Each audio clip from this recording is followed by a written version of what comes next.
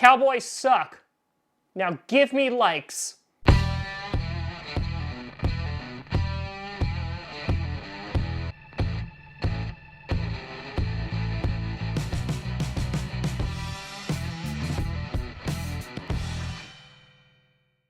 Crossy Posse Packer Nation, welcome to the Soda Podcast, the podcast where you don't have to be Packers fan, but it sure does help. I'm your host, Tom Grossi, and today we look at the dumpster fire that is the NFC East, where dreams go to die. Yep, the NFC East, which really is just a pit hole of crap and waste. It's like Chernobyl, but as a football division. And no one wants to say anything. And it's just slowly leaking out and killing everyone who watches it. But most importantly, why the ever-living F are we watching the Cowboys and the Giants again? Again on opening day. The only saving grace, it is not Sunday Night Football. Because there was a time in which we were watching that every single opening night of, oh guys, come and tune in for Sunday Night Football, the first one of the season, to see the Cowboys take on the Giants. And it's the same game. Every single time it's the same exact game. It's boring. Nobody likes them. Go away. For 2018, the Cowboys finished 10-6, actually winning the division. Hello, colored me surprised. The Eagles finished 9-7, but still made it to the playoffs. And if you don't remember, just ask the Bears. The Redskins finished 7-9, still offensive, and the Giants finished 5-11, or as I would like to call them, the Saquon Barkleys, because that is literally the only thing they have left. And that's it. So this year, who knows? Things might be different. I see only one of these teams making the playoffs this year, and it's not the Cowboys. But let's get down and look at it anyway. And so if you're brand new to these predictions, what we do is we take a look at some of the hardest games on their schedule in which I think they are going to lose or have the biggest possibility or highest chance of losing, and then we try to predict their record from there. So finishing at number 4 in the division is the Washington Redskins for 2 reasons. Case and Keenum. Yeah, Case Keenum is going to be leading their team, and all the Vikings fans are going to be like, hey, Tom, didn't Case Keenum beat your team? Yes, he did, but we weren't good, so shut up. Now, ever since completely destroying RG3's hope and career, I feel like the Redskins have been cursed by God, not only for their offensive name in 2019, but also just their terrible, terrible football stadium. And you know what I saw last year? I saw a sexual act on the internet being performed at a Redskins game. And I was like, damn, it's like the Wild West there. And like I was reading a description the other day online that just like, the teams just don't care. The fans just don't care. It's just a sad place to be. So, yeah. And then Alex Smith got hurt last year, just to make things worse. But you decided to draft another victim at quarterback, Dwayne Haskins, who not off to a great start in the preseason, but lots of people will say, hey, it was just preseason. But, yeah, that's a thing. Anyway, the Redskins. I think they'll get swept by the Eagles. I think maybe they'll split with the Cowboys because they have that whole, thing happening between the Redskins and Cowboys. A lot of undertones of racism here. They'll lose to the Bears, they'll lose to the Patriots, they'll lose to the Vikings. Hell, I think they'll lose to the Lions, they'll lose to the Panthers, and I think the Packers are going to beat them.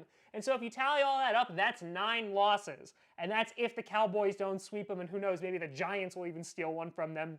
It's because nothing about the Redskins right now inspires confidence that I think they're actually going to be able to do well.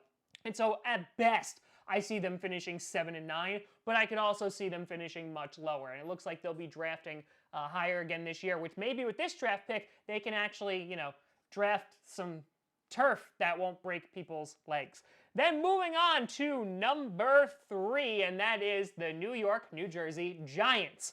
Again, or the Saquon Barkley. And so, again, Giants, Cowboys opening up the season. I truly just don't care. I don't care. I'm not going to watch that game. I miss football so much. But if you said, Tom, you could watch football, real football, not preseason football right now, and it'd be the Cowboys and the Giants, I would say no thank you. I'm going to go into the bathtub, clip my fingernails, clip my toenails, drown myself by attempted waterboarding, and then throw a toaster in there for good measure. I hate seeing these teams go. They say it's like, oh, these colossal juggernauts are going to go at it. No one gives a crap about the Giants and Cowboys. But the Giants, here's where I think they're going to lose. I think they'll split with the Cowboys, so there's one there. They'll lose to the Vikings, they'll lose to the Patriots, they'll lose to the Bears, they'll lose to the Packers, and then they're probably going to lose to the Eagles 2 times. Maybe they'll split with them, and then I even think the Lions could beat them, finishing at best 8-8. Now, again, they could squeeze one out and potentially beat some of these teams, or the Cowboys could sweep them. Who knows? Even the Redskins could steal one from the Giants, because right now, they have Saquon Barkley. That's about it. He's an amazing player, but it's only a matter of time before they use him like a workhorse like they did Todd Gurley, and in 3 years, he has a leg injury. Not that I wish it upon him, because I like Saquon Barkley a lot. He helped me win a fantasy championship game, and he's a person, so I don't want to wish injury on anybody, but good God, they need some help. And I am just curious to see how many games, what's the over and under that Eli Manning gets booed out of existence for them to put in their brand new quarterback. I just want to know the over and under here. Let me know what you think down in the comments below. But yeah, I don't see the Giants really being a threat this year. Then moving on to numero dos, that's 2 for our Spanish-speaking friends, and that is the Dallas Cowboys. And the Cowboys, they have a tough schedule this year, and one of the reasons why I don't think they're going to do as well. I think they'll lose to the Saints. The Packers essentially owned Jerry Jones world down there. They'll beat them. The Eagles, the Vikings, the Lions could potentially beat them. They'll lose against the Patriots. They'll lose against the Bears. They'll lose against the Rams. And then I think the Eagles could potentially beat them twice, and even the Lions could potentially beat them. So I see them finishing around 9-7 or 8-8.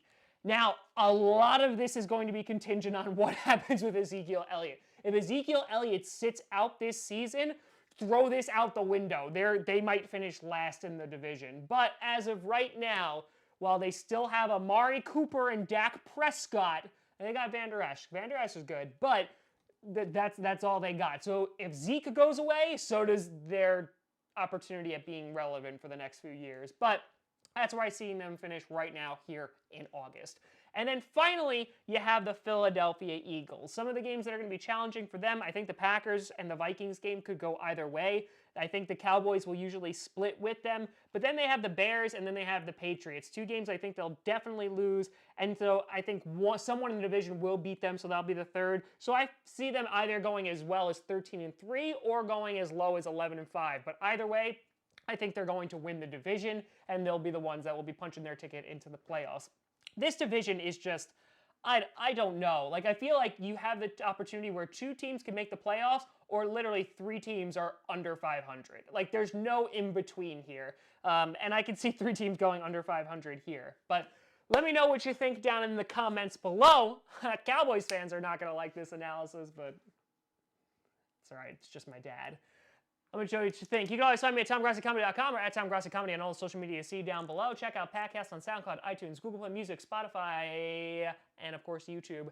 Also, check out patreon.com/TomGrassiComedy, and a big shout out and thank you to all my patrons over there. You love me, I support me, and I love you and everything, and love you 3001.